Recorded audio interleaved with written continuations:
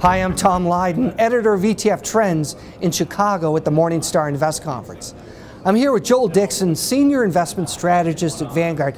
Joel, thanks for being here. I appreciate it. It's a pleasure, Tom. Listen, a lot's been going on with the news of Vanguard changing the index of 12 of their big ETFs. Is it 12? 22, actually. 22? 22. Count across all the different portfolios. Okay, so from MSCI over to FTSE base index, is that correct? Well, on the international side, that's the change. And on the domestic side, we're moving from MSCI indexes to CRSP, or Center for Research and Security Prices. Okay, big move in the industry. A lot of people are talking about it. Also, as far as we perceive Vanguard strategy, which is provide a lot of great pure beta indexes, continue to cut the price, make it more available for more investors at a better price. Talk a little bit about that strategy. Talk a little bit about your ideas in moving from a well-known index provider to some that maybe we here in the U.S. don't know as well. Well, and it certainly hasn't been done lightly on our part.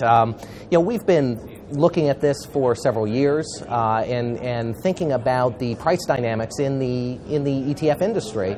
And over time, a larger and larger percentage of the expense ratio of ETFs has come in the form of index licensing fees. We saw an opportunity to help return the economies of scale back to the investor in a certain way through new, longer-term cost certainty type agreements and long-term cost savings that ultimately will be enjoyed by investors. And that was really the impetus for our change. The other part that's important to understand is, unlike maybe a decade ago, the benchmark providers of the major beta type products, as you said, that we tend to look at, have really converged on a series of best practices in terms of their index construction and methodology. Okay. And so what that has done is it allows investors choice in index, if you will, to get that beta exposure, and you know you're getting a fairly consistent beta exposure across different providers. Understand. So again, when you've done a great job of cutting expenses for shareholders, but then you get to the point where, as we all know, having an index provider, you got to pay them a few basis points, and for some it's more than others. You've kind of sent a message and saying, hey, listen, we're on a move here where we're trying to make this more economic for everybody involved, and you've got to participate, index providers. So now it's not only a fight for expense ratios for the ETF providers, but also the gloves are coming off in the index side as well, would you say? You're right, Tom, in that you think about the two major sources of expense ratios, or the components of the expense ratio. One being the operating cost for the fund. Think of that as the internal costs. Right. And then there's the index licensing fee, that external cost. Okay. And a lot of times what we've been seeing, and we've done it ourselves, is everyone's pulling the lever on the internal operating costs. Yes.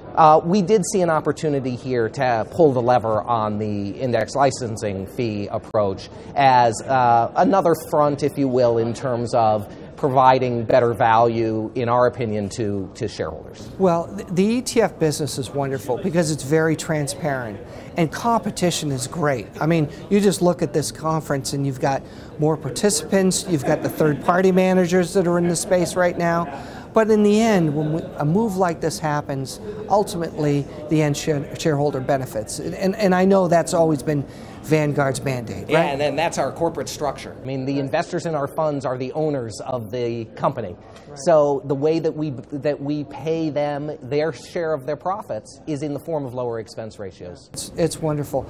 Well, I really appreciate you explaining all that, and enjoy the conference. Thanks for spending time with me. Well, thank you, Tom. Tom Lydon from ETF Trends.